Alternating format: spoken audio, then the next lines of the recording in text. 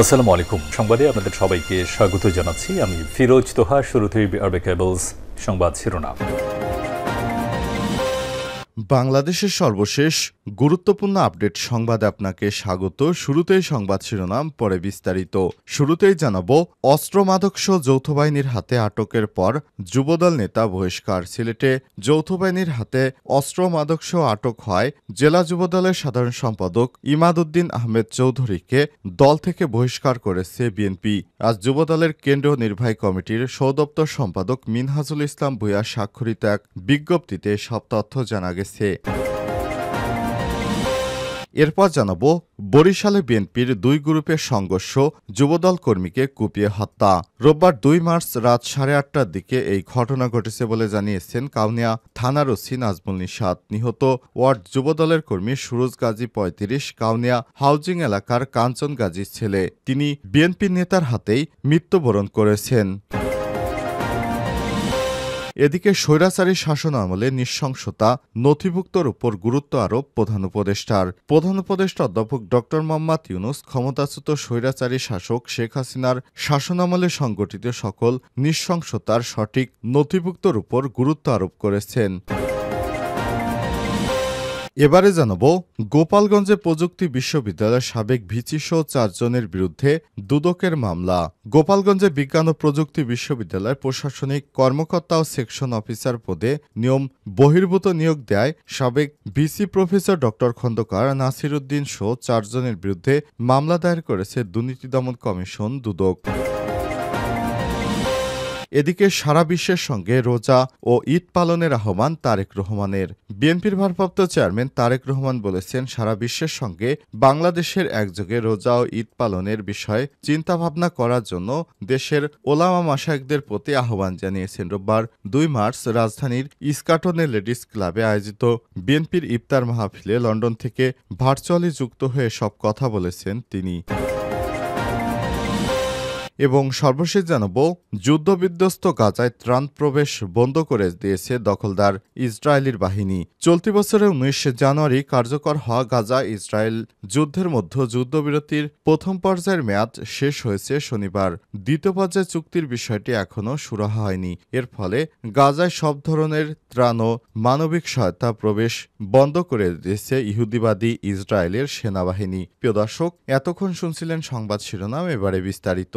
তবে তার আগে বন্ধুরা, অনুরোধ থাকবে সংবাদটিতে একটি লাইক দিন।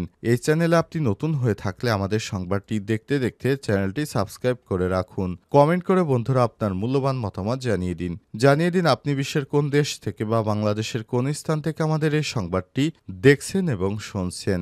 আর বন্ধুরা, এই সংবাদটি আপনার সোশ্যাল মিডিয়া ফেসবুকে শেয়ার করে বন্ধুদেরকেও জানার সুযোগ করে দিন। এবারে বিস্তারিত। অস্ত্রসহ এবং মাদকসহ যৌথ বাহিনীর হাতে আটক যুবদল নেতা। সিলেটে গত ৫ই ফেব্রুয়ারি যৌথ বাহিনীর হাতে অস্ত্র ও মাদকসহ আটক হওয়া জেলা যুবদলের সাধারণ সম্পাদক ইমাদউদ্দিন আহমেদ চৌধুরীকে অবশেষে দল থেকে বহিষ্কার করা হয়েছে। রোববার বিকেলে যুবদলের কেন্দ্র নির্বাহী কমিটির সহদপ্তর সম্পাদক মিনহাজুল ইসলাম ভূঁইয়া স্বাক্ষরিত এক বিজ্ঞপ্তিতে সব তথ্য জানানো হয়েছে। দলটির কেন্দ্রীয় নির্বাহী কমিটির সভাপতি আব্দুল মোনায়েম মুন্না এবং সাধারণ সম্পাদক মোহাম্মদ নুরুল ইসলাম নয়ন এই সিদ্ধান্ত কার্যকর করেছেন বলে বিজ্ঞপ্তিতে জানানো হয়েছে। উল্লেখ্য, গত ৫ই ফেব্রুয়ারি নগরীর বনকলাপাড়া এলাকায় নুরানি ৫২ নম্বর বাসায় সেনাবাহিনী ও পুলিশ যৌথভাবে অভিযান চালিয়ে অস্ত্র মাদকসহ ইমাদউদ্দিনকে আটক করে। এ সময় ইমাদের আরও ২ জন সহযোগীকে গ্রেপ্তার করা হয়েছে। উল্লেখ্য, শেখ হাসিনা পালিয়ে যাওয়ার পর বিএনপি তাদের আবারও নাশকতা শুরু করেছে। দেশব্যাপী যুবদল ছাত্রদলের নেতাকর্মীরা সাধারণ মানুষকে ভয়ভীতি দেখানো শুরু করেছে। তারা বিভিন্ন অস্ত্রশস্ত্র নিয়ে বিভিন্ন স্থানে চাঁদাবাজির পাশাপাশি সাধারণ মানুষকে আতঙ্কিত করছে। এরই ধারাবাহিকতায় যুবদল নেতা এবং ছাত্রদলের নেতাকর্মীরা বিভিন্ন জায়গায় চাঁদাবাজি সময় সেনাবাহিনী এবং পুলিশের যৌথ বাহিনীর হাতে ধরা পড়ছে। মাঝে মাঝে অভিযান পরিচালিত হচ্ছে এবং বিএনপির এই নেতাকর্মীদেরকে আটক করা হচ্ছে। বরিশালে যুবদল কর্মীকে কুপিয়ে হত্যা। রোববার ২ মার্চ রাতে ৮:৩০টার দিকে এই ঘটনা ঘটে বলে জানিয়েছে কাউনিয়া থানার ওসি নাজমুল নিশাত। নিহত ওয়ার্ড যুবদলের কর্মী মোহাম্মদ সুরুজ গাজী ৩৫ কাউনিয়া ইউনিয়নের একজন যুবদলের কর্মী বলে জানা গেছে। কাউনিয়া হাউজিং এলাকার কাঞ্চন গাজীর ছেলে। বরিশাল নগরীর কাউনিয়া হাউজিং এলাকা আধিপত্য বিস্তারকে কেন্দ্র করে যুবদল কর্মী কুপিয়ে হত্যা করা হয়। এ সময় আরও একজনকে কুপিয়ে আহত করা হয়েছে। রোববার ২ মার্চ রাত ৮টার দিকে এই ঘটনা ঘটে বলে জানিয়েছে কাউনিয়া থানার ওসি নাজমুল নিশাত। নিহত ওয়ার্ড যুবদলের কর্মী মোহাম্মদ সুরুজ গাজী ৩৫ কাউনিয়া হাউজিং এলাকায় কাঞ্চন গাজীর ছেলে। বরিশাল শেরেবাংলা মেডিকেল কলেজ হাসপাতালে আহত নয়ন গাজী কাউনিয়া হাউজিং এলাকায় তসলিম গাজীর ছেলে। স্থানীয় একাধিক সূত্র থেকে জানা গেছে হাউজিং এলাকার বাসিন্দা স্বেচ্ছাসেবক দল নেতা শাহিন ওরফে সোনা শাহিনের সঙ্গে যুবদল কর্মী সুজনের আধিপত্য বিস্তারকে কেন্দ্র করে বিরোধ চলে আসছিল। বিএনপির দুই গ্রুপের মধ্যে সংঘর্ষ এবং হাতাহাতি হয়। এক পর্যায়ে এই বিএনপির যুবদলের কর্মী মারা যায়। কিছু সময় পর শাহিনের নেতৃত্বে তার ছেলে ইমন সহ তাদের সহযোগীরা দেশীয় অস্ত্র নিয়ে এসে সুরুজকে কুপিয়ে মারাত্মক জখম করে। এ সময় সুরুজকে রক্ষার জন্য এগিয়ে আসলে তাকেও কুপিয়ে আহত করা হয়। স্থানীয়রা আহতদের উদ্ধার করে বরিশাল শেরেবাংলা মেডিকেল কলেজ হাসপাতালে নিয়ে আসলে কর্তব্যরত চিকিৎসক তাকে মৃত ঘোষণা করেছে। স্থানীয়রা আহতদের উদ্ধার করে শেরেবাংলা মেডিকেল হাসপাতালে ভর্তির পাশাপাশি অপর আহত নয়নকে হাসপাতালে ভর্তি করা হয়েছে। কাউনিয়া থানার ওসি নাজমুল নিশাত বলেন, এই ঘটনায় মামলা দায়েরের প্রস্তুতি চলছে। পাশাপাশি অভিযুক্তদের গ্রেপ্তারের জন্য পুলিশের অভিযান অব্যাহত থাকবে। স্বৈরাচারী শাসনামলে নৃশংসতা নথিভুক্ত করার গুরুত্ব আরোপ প্রধান উপদেষ্টার। অন্তর্বর্তীকালীন সরকারের প্রধান উপদেষ্টা অধ্যাপক ড মোহাম্মদ ইউনূস ক্ষমতায় আসার পর স্বৈরাচারী শেখ হাসিনা বিগত ১৫ বছরে যেসব হত্যাকাণ্ড করেছে সেগুলো নথিভুক্ত করার নির্দেশনা জারি করেছেন। যেমন স্বৈরাচারী শেখ হাসিনা দেলোয়ার হোসেন সাঈদীকে ফাঁসি রায় দেওয়ার পর সারা দেশে ব্যাপক বিক্ষোভ সমাবেশ হয়েছিল।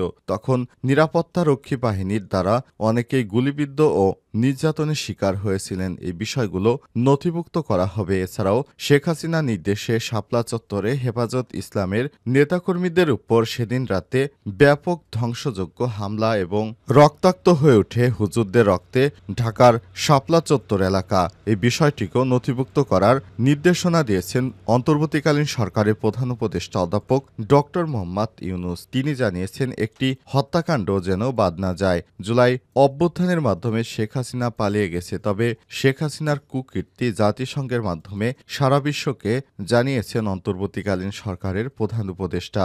এছাড়াও শেখ হাসিনা বিগত সময় যেভাবে হুজুরদের উপর অন্যায়ভাবে অত্যাচার করেছে, বিরোধী দলীয় নেতাকর্মীদেরকে নির্মূল করার জন্য শেখ হাসিনা বিভিন্ন পদক্ষেপ গ্রহণের পাশাপাশি তাদেরকে আয়নাঘর সহ বিভিন্ন অজ্ঞাত স্থানে নিয়ে গুম খুন, র্যাবের ক্রসফায়ার সহ বিভিন্ন মারাত্মক অপরাধে জড়িয়েছে। এই বিষয়গুলো নথিভুক্ত করার জন্য অন্তর্বর্তীকালীন সরকার গুরুত্ব সহকারে নির্দেশ দিয়েছেন এবং এগুলো নথিভুক্ত করার পর আন্তর্জাতিকভাবে শেখ হাসিনার বিষয়ে ব্যবস্থা নেওয়া হবে। শেখ হাসিনাকে ইতিমধ্যেই ভারতের কাছে ফেরত পাঠানোর অনুরোধ জানানো হয়েছে। ভারত যদি শেখ হাসিনাকে ফেরত দেয় তাহলে এই বিভিন্ন হত্যা মামলায় শেখ হাসিনার ফাঁসি হতে পারে, এমনটাই জানা গেছে।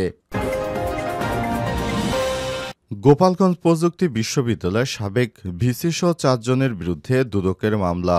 গোপালগঞ্জের বিজ্ঞান ও প্রযুক্তি বিশ্ববিদ্যালয়ের প্রশাসনিক কর্মকর্তা সেকশন অফিসার পদে নিয়ম বহির্ভূত নিয়োগ দেওয়ায় সাবেক ভিসি খন্দকার ড নাসির উদ্দিন সহ ৪ জনের বিরুদ্ধে মামলা দায়ের করেছে দুর্নীতি দমন কমিশন দুদক। রোববার ২ ফেব্রুয়ারি গোপালগঞ্জ জেলা কার্যালয়ে দুদকের সহকারী পরিচালক বিজান কুমার রায় বাদী হয়ে মামলাটি করেছেন। মামলার আসামিরা হলেন গোপালগঞ্জ বিজ্ঞান ও প্রযুক্তি বিশ্ববিদ্যালয়ের সাবেক ভিসি প্রফেসর ড খন্দকার নাসির উদ্দিন, প্রফেসর মোহাম্মদ মোশাররফ আলী, প্রফেসর ড মোহাম্মদ আব্দুল মান্নান এবং সেকশন অফিসের শারমিন চৌধুরী। মামলার বিবরণ থেকে জানা গেছে, গোপালগঞ্জের বিজ্ঞান ও প্রযুক্তি বিশ্ববিদ্যালয় ২০১৮ সালের ২০ সেপ্টেম্বর হতে ২০১৯ সালের ১৭ ফেব্রুয়ারি পর্যন্ত তারিখে স্মারক নং ৭৬৩তে প্রশাসনিক কর্মকর্তা ও সেকশন অফিসারের ১৬টি পদসহ বিভিন্ন পদে নিয়োগ নিয়োগ বিজ্ঞপ্তি প্রচার করে বিজ্ঞপ্তিতে উল্লেখিত ১৬টি শূন্যপদ স্থলে শারমিন চৌধুরী সহ ২০ জনকে প্রশাসনিক কর্মকর্তা ও সেকশন অফিসার হিসেবে নিয়োগ দেওয়া হয়। দুদক আরও জানায়, উচ্চ পদে ৮৭০ জন আবেদনকারী ডেটা শিটে তৎকালীন ভিসি খন্দকার নাসিরউদ্দিন স্বাক্ষর করেছেন। উক্ত তালিকায় আসামি শারমিন চৌধুরীর নাম নেই। এছাড়াও নিয়োগ কমিটির সুপারিশ তালিকায় ৮৭৩ নম্বর ক্রমিকে শারমিন চৌধুরীকে নিয়োগের জন্য সুপারিশ করা হলেও বাস্তবে ৮৭৩ নম্বর ক্রমিক ডাটা শিটে নেই, অর্থাৎ আবেদনের তালিকায় না থাকার পরও জালিয়াতি করে শারমিন চৌধুরীকে নিয়োগের সুপারিশ করা হয়েছে। উক্ত বিষয়গুলো সামনে আসার পর তার বিরুদ্ধে প্রশাসনিক অ্যাকশন শুরু হয়েছে। এরই ধারাবাহিকতায় দুদক এই মামলাগুলো করেছে এবং এদেরকে আইনের আওতায় নিয়ে আসার জন্য কাজ করছে বলে জানা গেছে।